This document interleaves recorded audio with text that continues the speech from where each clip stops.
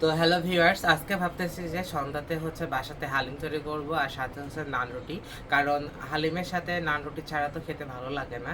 তো আপনাদেরকে আজকে দেখাচ্ছি যে নান রুটি কিভাবে আপনারা বাসাতে খুব সুন্দর করে বানাতে পারেন।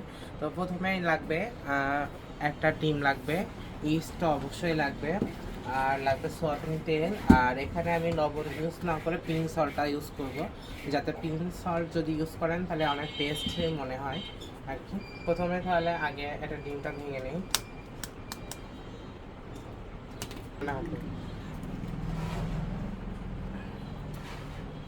তো একটা ডিম প্রথমে ভেঙে নিলাম। তো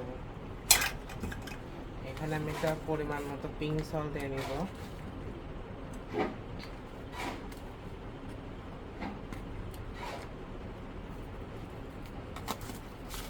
যেহেতু আমি আজকে 2 কাপ বানাবো, এই জন্য 2 কাপের জন্য আপনারা 1 কাপ নিতে পারেন।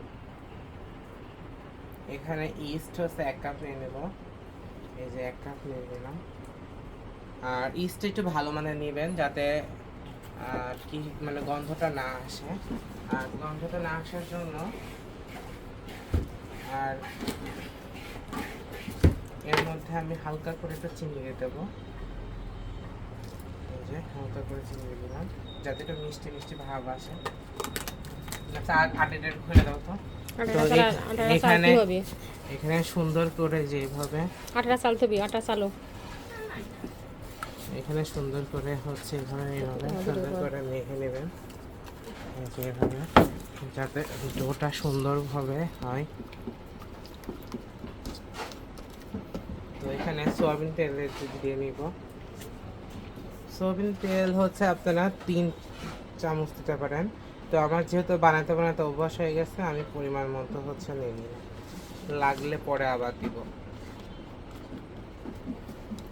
তো এটা হচ্ছে সুন্দর করে আপনাকে এভাবে ছেঁকাই নিতে হবে।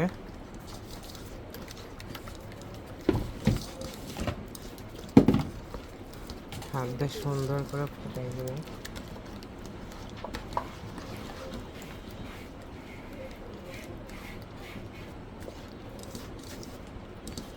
হচ্ছে দুই 2 কাপ হচ্ছে আটা আমি মেপে নিয়েছি, আপনারা মেজারমেন্টে মেপে নেবেন। তো এখানে 2 কাপ আটা আছে, পরিমাণ মতো মেপে নেবেন। তো কাপটা আমি দেখাই দিচ্ছি। এই কাপের হচ্ছে 2 কাপ আটা নেবেন, তাহলে দেখবেন যে প্রপারলি আপনি সুন্দর করে হচ্ছে। তো আমি এটার সাথে সুন্দর করে আগে মেখে নেব, সুন্দর করে এভাবে মিক্স করে নেব।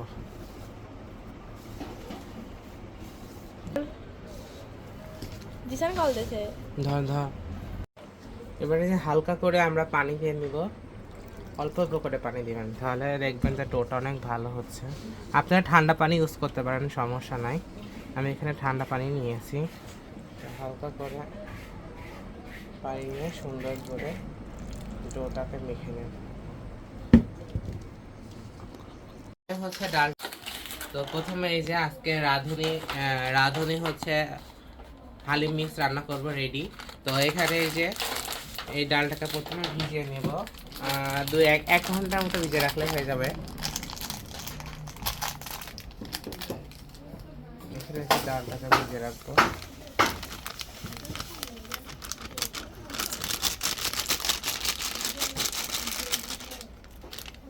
তো এখানে 1.5 কাপ মতো পানি ঢেলে নিচ্ছে, পরিমাণ মতো আপনারাও ঢেলে নেবেন।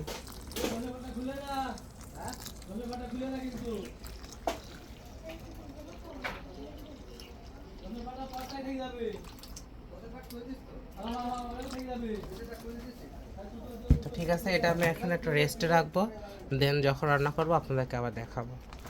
তো এই যে সিদ্ধ করার জন্য হচ্ছে হালিমের ডালটা আমি এর মধ্যে দিয়ে দিলাম। তো এর সাথে এক্সট্রা করে পেঁয়াজ, মরিচ, তেজপাতা, তো সবগুলো একবারে আমি হচ্ছে প্রেসারে আর কি সিদ্ধ করে নিই, তাহলে খুব সহজে, খুব তাড়াতাড়ি, খুব দ্রুত আপনারা হালিমে রান্না করতে পারবেন।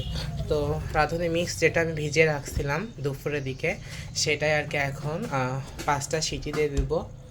তারপরে হচ্ছে আপনাদেরকে দেখাচ্ছি কীভাবে আজকে তৈরি করব। কড়াইতে সব মশলাগুলো একে একে দিয়ে সুন্দর করে কষিয়ে নিব, আর পর্যায়ক্রমে সব মশলাগুলো ঢেলে নিচ্ছি। রসুন বাটা, প্রথমে পেঁয়াজ বাটা আর রসুন বাটা নিয়ে একটু সুন্দর করে নেড়ে নিব, কারণ যেহেতু পেঁয়াজ বাটা ও রসুন বাটা একটু কাঁচা কাঁচা থাকে আর অন্যান্য মশলাগুলো পুড়ে যাবে, যার জন্য প্রথমে এটা অনেকক্ষণ নিয়ে নাড়াচাড়া করব। সামান্য এখানে আদা বাটাও দিচ্ছিলাম, যেহেতু হালিমে আদা বাটা দিলে ফ্লেভারটা অনেক ভালো আসে আর আদা একটা সুন্দর স্মেল আসে। তো এখানে সামান্য পরিমাণে আমি মরিচ বাটা দিচ্ছিলাম, লাল মরিচ বাটা। যেহেতু প্যাকেটের মধ্যে মশলার মধ্যে মরিচের গুঁড়া সব ধরনের মশলা মিক্সড করে গুঁড়া আছে, এজন্য সব পরিমাণে অল্প অল্প করে দিচ্ছিলাম। তো এভাবে সুন্দর করে নেড়ে নিচ্ছি। দেখেন মশলাগুলো ছোটো ছোটো পড়ছিল, যেহেতু তেলের উপরে দেওয়া এই জন্য। তো এখানে সব কিছু পরিমাণ মতো দিয়ে তেলের উপরে সুন্দর করে নেড়ে নিচ্ছিলাম। অনেক সুন্দর লাগছে দেখতে, কালারটা খুবই সুন্দর আসছে। তো এখানে এই যে সুন্দরভাবে নেড়ে নেড়ে নিচ্ছি, আর প্রথমে এই তেলটা যতক্ষণ না ভেসে উঠবে ঠিক ততক্ষণ পর্যন্ত আমি এভাবে সুন্দর করে নেড়ে নেব। তো তারপরে ডাল ঢেলে দিচ্ছি, ডাল ঢেলে সুন্দর করে ফুটাই নিচ্ছি। আসলে প্রেশার কুকারে ডালটা যদি আপনারা আগে থেকেই 5টা সিটি দিয়ে নেন, তাহলে ডালগুলো খুবই সুন্দরভাবে ঘন্ট হয়ে যায়। তারপরে সুন্দর করে একটু ম্যাশ করে তারপরে মশলার উপরে এভাবে দিয়ে দিলেই হয়ে যাবে। তারপরে যে এখানে পেঁয়াজ আর জিরা আর তার উপরে শুকনা মরিচ নিয়ে বাগার দিলাম। আসলে যদি হালিমে বাগার না দেওয়া হয় তাহলে স্বাদটা প্রপারলি আসে না। তো দেখতে পাচ্ছেন আসলে কালারটা কতটা সুন্দর আসছে। আর আমি আরও ছন্নিতে আপনাদেরকে দেখানোর চেষ্টা করতেছিলাম যে দেখেন কত সুন্দর মেল্ট হয়ে গেছে। তো পানিটা একটু শুকায় নিলে হয়ে যাবে। তো হালিম রান্না শেষ, এখন চলে আসলাম রুটি বানানোর। রুটির ডোটা তো আগেই বানিয়ে রাখছিলাম। তো এখন সন্ধ্যার সময় যে এইভাবে সুন্দর করে রুটিটা এভাবে সেঁকে নিচ্ছি। আজকে এভাবে নতুনভাবে ট্রাই করলাম, আমি এর আগে অন্যভাবে করি। তো এইভাবে দেখলাম যে মাশাআল্লাহ রুটিগুলো খুব সুন্দর ভালোভাবে ফুলছিল। তো আমি আগে করতাম এর নিচে পানি দিয়ে, তো গ্যাসের উপরে ধরলে সুন্দরভাবে ফুলে উঠতো। তো ওটা হোটেলের স্টাইলে, আমি এবার বাংলা স্টাইলে করলাম। আপনারা যারা রুটি বানান তারা এভাবে তো সেকে নেন। তো আমি ভাবলাম যে দেখি এভাবে ফোলে কি না। তো আপনারা ভিডিওতে দেখতেই পাচ্ছেন, দেখেন কত সুন্দর কি পরিমাণে ফুলছে। রুটিটা, নান রুটিটা যে এত সুন্দরভাবে ফুলবে আমি আসলে কল্পনাও করতে পারি নাই। জাস্ট ওয়াও ওয়াও ওয়াও, দেখে বুঝতে পারছেন যে কতটা তুলতুলে ভাবে ফুলে উঠেছে একবারে। খেতেও অনেক মজা ছিল।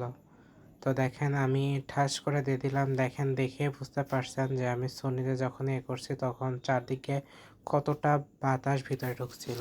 তো আলহামদুলিল্লাহ দেখেন আমাদের হালিমের লাস্ট অবস্থা। আর এই যে এখানে তন্দুর রুটি বা নান রুটির উপরে যদি এখানে বিস্কুটের গুঁড়া দিই তাহলে একবারে হোটেলের মতো হয়ে যাবে। এর উপরে যদি একটু মধু বা বাটার ঘষে দিলে, তার উপরে একটু বিস্কিটের গুঁড়া দিলে একবারে হোটেল স্টাইলে হয়ে যাবে। তো আপনারা যারা এইভাবে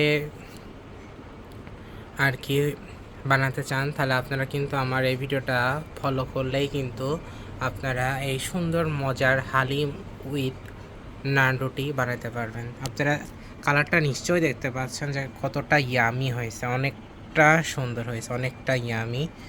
আর রুটিগুলো খুব সুন্দর ফুল ছিল, যেহেতু ইফতারের আগে বানানো এই জন্য দেখতে এমন লাগছে, কিন্তু দেখতে জাস্ট অসাম হয়েছে তো যাই হোক, আমরা এখন খাবো, ইফতারি করবো। আজকে ইফতারিতে এটাই বানাইছি, আর বেশি কিছু করা হয় নাই, যেহেতু ভারী খাবার খাবো না। তারপরেও ভারী হয়ে যাচ্ছে রুটি দিয়ে তার সাথে হালিম, তো ইচ্ছা করছিল তাই বাসাতে বানিয়ে ফেললাম।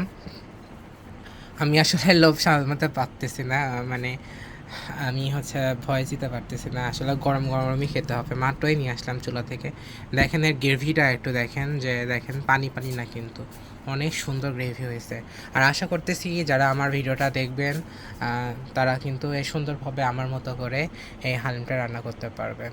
তো আজকের মতো এই পর্যন্তই। আপনারা সবাই ভালো থাকবেন, আমার জন্য অনেক অনেক দোয়া করে দিবেন। আমার চ্যানেলটাকে অবশ্যই সাবস্ক্রাইব করতে ভুলবেন না। আর বেশি বেশি করে লাইক কমেন্ট শেয়ার করে ভালোবাসা দিবেন। আজকের মতো এই পর্যন্তই। আল্লাহ হাফেজ।